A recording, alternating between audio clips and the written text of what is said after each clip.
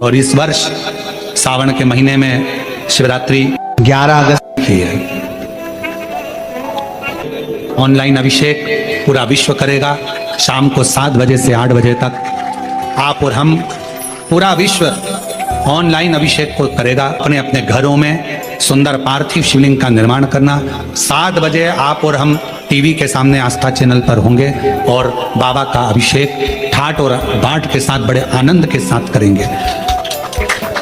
अपने गांव के कोई ब्राह्मण देवता हों, पूज्य संत ब्राह्मण पंडित आदि जो भी हों, उनको आमंत्रित कर लेना। अगर उन आ सकें पूजन अभिषेक कराने तो ठीक है, ना आ सकें तो आप स्वयं ऑनलाइन पूजन चलेगी आस्था चैनल पर 1 घंटे 7 बजे से 8 बजे तक। शिवरात्रि का दिन, सावन की शिवरात्रि, जिसका दुनिया के लोगों को इंतजार रहता है ऑनलाइन पूजन का। पतियों से भी कहना, अपने अपने घर के पति से कहना, जिंदगी पड़ी है कमाने के लिए, पर एक दिन शाम का समय जल्दी ऑफिस से आना, दुकान से आना, 7 बजे दोनों बैठेंगे बच्चों के साथ, परिवार के साथ खूब प्रेम से बाबा का अभिषेक करेंगे और बाबा का आनंद लेंगे। एक दिन आप और हम सब परिवार बैठकर बाबा का अभिषेक करें। अभिषेक में जो सामग्री चाहिए वो आप लोग लिख लेंगे आस्था चैनल के माध्यम से।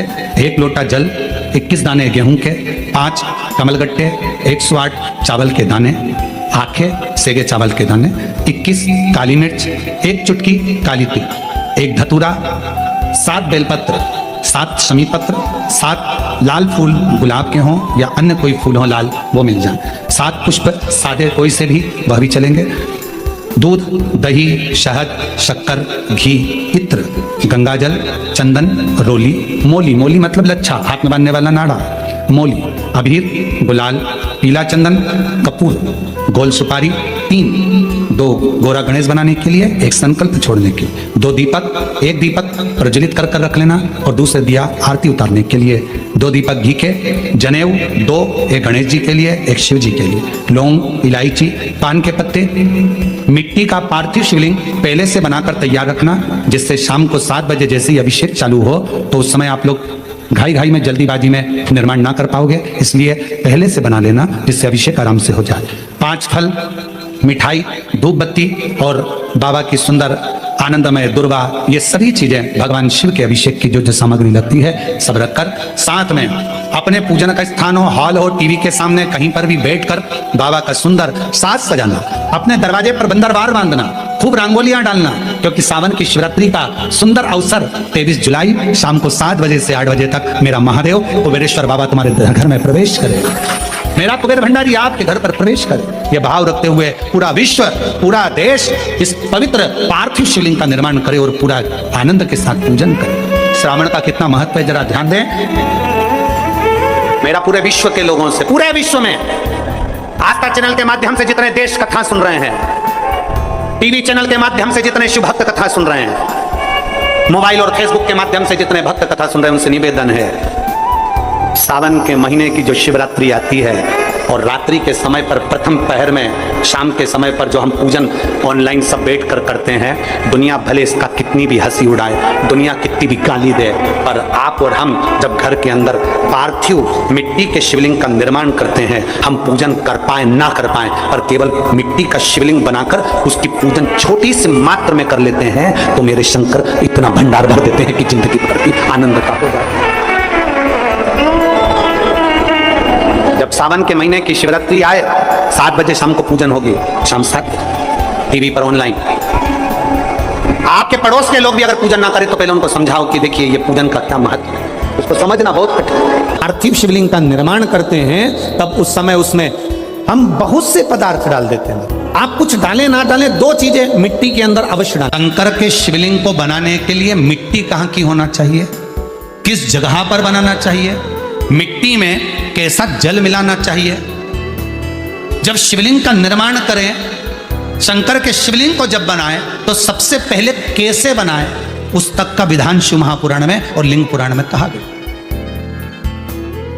महाराज कहा क्यारे की मिट्टी हो, क्यारा मतलब समझिएगा, जिस मिट्टी पर कोई गंदगी ना करी गई हो, ऐसी जगह का कोई भाग मिट्टी का लाया जाए, उसमें शिवलिंग मट्टी का किस तरह से बनाया जाए और कैसी मट्टी हो और उसमें पानी कैसा मिलाया जाए कैसा शिवलिंग तैयार करा जाए उसका विधान तो आज कथा निकली है तो उसको सुनो।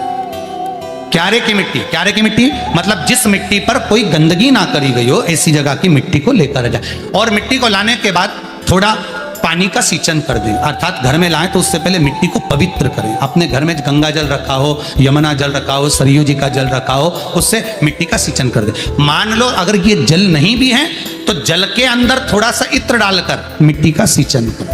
अगर इत्र भी नहीं है तो जल के अंदर थोड़ा सा दूध डालकर मिट्टी का सिंचन करें। दूध भी नहीं है तो एक बेलपत्री जल के अंदर डालकर उस पानी का सिंचन।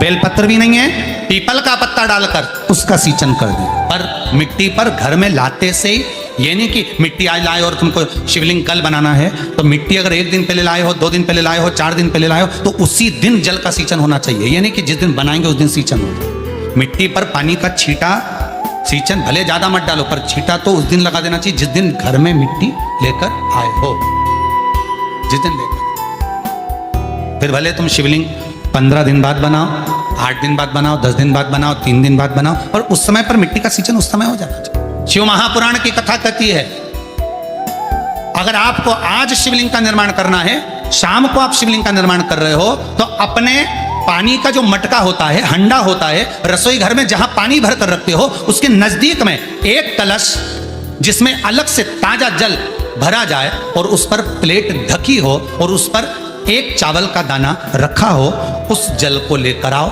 थोड़ी देर रखा रहे, आधा घंटा, 2 घंटा, 3 घंटा, 15 मिनट, 20 मिनट, पर वो पानी वहां रखा होना चाहिए। रसोई घर में अन्नपूर्णा का निवास होता है, परिंदे के पास पितरों का निवास होता है। अन्नपूर्णा पितर सब रसोई घर के भीतर विराजमान होते हैं। शास्त्र कहता है 33 कौटि देवता एक समय के लिए, एक क्षण के लिए हमारे रसोई घर में प्रवेश करते हैं। इसलिए रसोई घर को तुम पूरे घर को स्वच्छ रखो ना रखो, पूरे घर को तुम साफ रखो ना रखो, पर रसोई घर एकदम क्लीन होना चाहिए, साफ होना चाहिए, स्वच्छ होना चाहिए।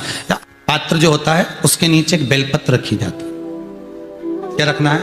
एक बेलपत्र। शंकर को झेलने के लिए कोई साधारण नहीं है पात्र जिस पे झेला जाए। स्वयं गंगा शिव की जटा में और आप शंकर के शिवलिंग का निर्माण कर रहे हो, कोई साधारण नहीं हो सकता। स्वयं आप विदेश्वर संहिता के अंतर्गत पढ़े कि ब्रह्मा और विष्णु, ब्रह्मा ऊपर जा रहे हैं, भगवान विष्णु नीचे जा रहे हैं तो पता नहीं कर पा रहे कि यहाँ चरण कहां पर और शीश कहां पर। एक बेलपत्र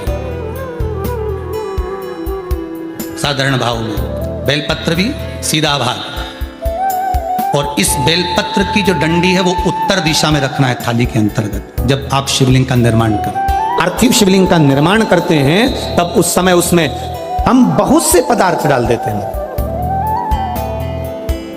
आप कुछ डालें ना डालें, 2 चीजें मिट्टी के अंदर अवश्य डालें। एक मक्खन या दूध या गाय का, जम के बोलो, घी, और दूसरा भस्म। निर्मित करा शिवलिंग। एक बार सब जितने भी टीवी पर बैठे हैं, सम्मुख में कथा सुन रहे हैं, फेसबुक यूट्यूब पर सुन रहे हैं, एक बार साथ में समझें वापिस निर्माण को, शिवलिंग के निर्माण को। एक बात याद रखना, पार्थिव शिवलिंग का अगर निर्माण करा है तो आपको वो पार्थिव शिवलिंग को रात्रि होने से पहले विसर्जन होना जरूरी है। हाँ, अगर कोई भी शिवरात्रि का दिन है तो फिर आप पूरी रात रख सकते हो। हरतालिका तीज का दिन है, पूरी रात रख सकते हो। बड़ी तीज है, छोटी तीज है, आप शिवलिंग बनाए हो तो आप पूरी रात रख सकते हो। विशेष कोई उत्सव है, श्रावण का महीना है, पूरी रात रख सकते हो। पर बाकी के समय अगर आप शिवलिंग का निर्माण करें तो उसको सूर्यास्त होने के पहले आप उसको नदी में, जल में, जलाशय में विसर्जन। जब आप विसर्जन करें पानी में अपने पात्र को, शिवलिंग को जब छोड़ें, उस समय पर ध्यान दीजिएगा कि शिवलिंग की जो जल की धार है, जिसका उत्तर की ओर जो जल की धार होती है, विसर्जन करते समय वो जल की धार अर्थात वो उत्तर का भाग हमारी ओर होना चाहिए और थाली इस तरह से पकड़ें कि वो भाग हमको जब डालें तो वो भाग हमको दिखे, थोड़ा सा नजर आए पानी में डालते समय। और जब वो थोड़ा भाग दिखता रहे, और जिसलिए आपने शिवलिंग बनाया, जिस कामना से आपने शिवलिंग बनाया है, वो कामना उस भाग को पानी में देखते देखते बोल दीजिए, वो कामना पूर्ण हो जाती है। इसको कहते हैं पार्थिव शिवलिंग का निर्माण करना और उसकी आराधना करना।